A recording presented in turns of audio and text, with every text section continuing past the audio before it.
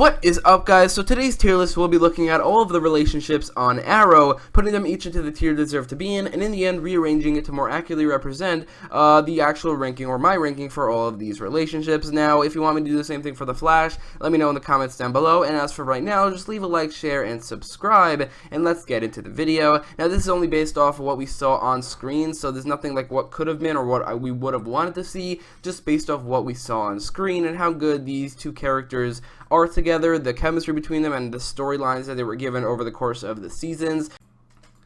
So, starting the video off with Oliver and Laurel, who were only really together in like 1 or 2 episodes of season 1, and that is it, and also had like a past together. These two could easily have been an S-tier couple had they been together over the course of the show, or maybe at least when Laurel was the Black Canary, because in the comics, that relationship between Oliver and Dinah, or the Green Arrow and the Black Canary, is by far my favorite comic book relationship and superhero relationship in the comics, and it's not even close, and that is probably the most disappointing thing about this show, that they never really did that, instead opting for Oliver and Felicity, who I will get to at the end of this video. I did do that on purpose, where I start with Oliver and Laurel and with Oliver and Felicity. But anyway, Oliver and Laurel were together for like a couple episodes in season 1, and that is really it, except for one episode of Invasion, which really showed how good it could have been had they just stuck to that. And also, it didn't really show this, but I think it would have been great had they had the Green Arrow and the Black Canary, which they never did. That easily would have been an S-tier couple, but for now, I would put them in the A tier.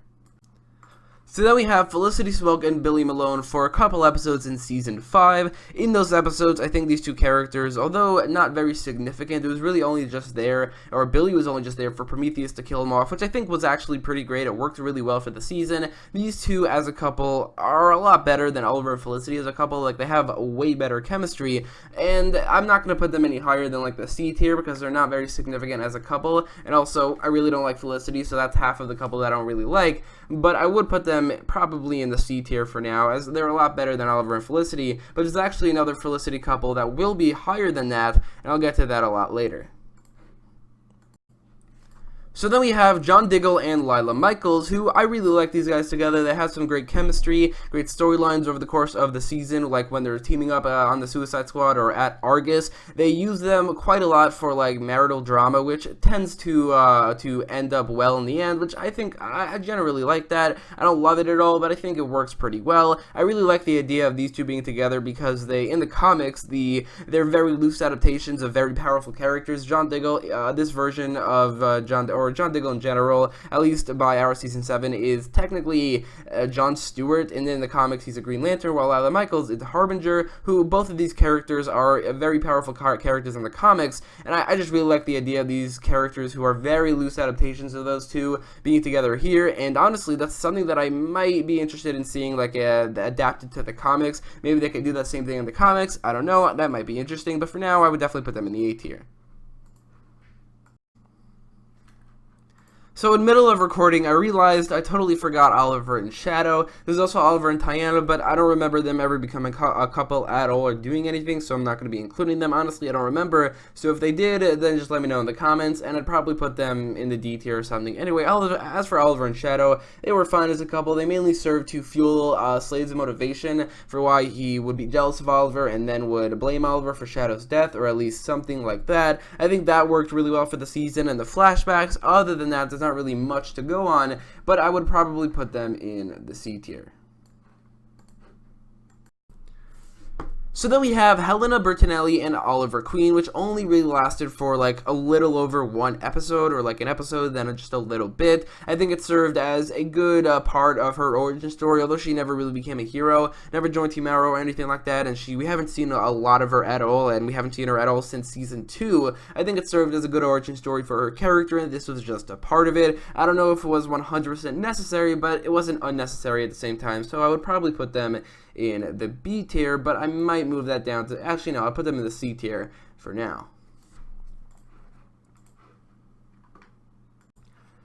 So then we have Oliver Queen and McKenna Hall, which very similar to Huntress. I think this couple is very similar to Oliver and Huntress in terms of how I remember them. They're both a couple episodes in season 1, didn't really go anywhere, and they haven't returned in a very long time. It's kind of forgettable. I think that Huntress and Oliver is just actually a little bit better than Oliver and McKenna, but they're just okay, honestly. But I'd probably put both of them in the C tier. I already put Huntress and Oliver, so I'll put McKenna and Oliver there as well. So then, like I said earlier, there's another couple that has to do with Felicity, and that is with Ray Palmer, which is just so much better than Felicity is. I think Felicity and Ray Palmer actually have some chemistry. I think they could have been good together. Honestly, Felicity could have been with a couple other people. Would have been better with Billy, with Ray. Honestly, with Ragman, they had some good chemistry that they could have done in season 5. But with Ray, I think it's mostly pretty good. I think that they work as a couple right until like near the end, where Felicity just leaves him for no reason. But I do, over the course of season 3, I think that it definitely works, so I'd put them in the B tier. And honestly, I think that if Felicity was going to stick around as long as she has, and if Ray Palmer was going to as well, they could have made a good couple for the entirety of the show, and a lot better than Oliver and Felicity. So then there's John Diggle and Carly Diggle, who I don't think her last name has ever been revealed, like her maiden name, but she was Diggle's brother-in-law, who they got together for a little bit in season 1, but then they broke up like in the break between season 1 and 2. I think that they were okay. I'm glad that they never really continued that, as Diggle and Lyla is a lot better, and although I think she should have returned for season 4 because Andy did as well, I don't think that she was necessary to the whole thing. And she also is very similar, this couple, to these two, Oliver and Helena, Oliver and McKenna, just like pretty forgettable couples from season 1 that didn't really go anywhere, and they left before season 2, so I would put her, or these two, in the C tier as well. So the C tier is getting a little bit crowded, so I'm just going to make this whole thing a little bigger, so if any other couple is going to get in the C tier, they have a room. Anyway, for now, we have Oliver Queen and Sara Lance, who worked together in the flashbacks in season 2, as well as a little bit in the flashback in season 1, as well as a little bit in season 2, or not a little bit, quite a bit in season 2 as well. This is the closest we've ever gotten to a Green Arrow and Black and Arrow relationship, or at least equal to the closest, with the other closest, which is Oliver and Laurel. This isn't really Green Arrow and the Black Canary, because not only is it Arrow, or the Arrow and the Canary, it's also not Oliver Queen and either Dinah Laurel Lance or Dinah Drake. It's Sara Lance, different character altogether, and because that's not going to be in the S tier, but I think if you merge these two and these two, this would have been in the S tier, but sadly they never did that on the show, so they're both going to be in the A tier. So then we have Oliver Queen and Isabel Rocha, which is a lot less of a relationship and a lot more of a one-night stand that I don't really think I needed to include here, but I did include it here anyway, just to, honestly, I have no idea why. I'm going to put them in the D tier. I don't really think they were necessary. I don't think that one-night stand was necessary at all, and there's not really much to add other than that. So then we have Oliver Queen and Susan Williams, which is another relationship that is a lot better than Felicity, another relationship that includes either Oliver and Felicity, and I think that out of all of their relationships that include Oliver, that doesn't include like some sort of version of the Black Canary, this is probably the best one. I do like their chemistry together, I do like their storylines together. I think they worked really well in season 5, and I honestly didn't mind it, and I wouldn't mind it as like a temporary couple before Oliver and some sort of version of Black Canary get together, but instead they went with Felicity, which still really bothers me. But I think in this season, between season 4 and 6 and 7 of Felicity, this season had none of that, except for like in 2 episodes, the finale and episode 20, and barely in the finale either. But this was kind of a placeholder for that, and it worked so much better, so I'd put them in the B tier. Then you have Ricardo Diaz and Laurel Lance of Earth 2, which has got to be one of the stupidest relationships they ever made on this show. I don't understand why they did it at all. It came out of nowhere. It didn't really further anybody's storylines or either of these characters' storylines at all. It didn't really make much sense at all either. I do kind of like the revenge thing at the end where Diaz killed Quentin and then Laurel wants to get revenge, but they didn't need to put them together to do that. So I think this is a little bit weird, and it probably deserves to be in the bottom of the D tier. So then we have Dinah Drake and Vincent Sobel. Obviously would have preferred this to be Dinah Drake and Oliver Queen, but what are you going to do? They're never going to do anything like that, and the closest are these two. Anyway, these Dinah, Drake, and Vincent was fine. I mean, it didn't really last very long, and it didn't really matter at all in the end. Looking back at it now, what was the purpose of this? Honestly, I have no idea. What was the purpose of Vigilante as a character? I do not know at all, but for now, I would probably put them in the C tier.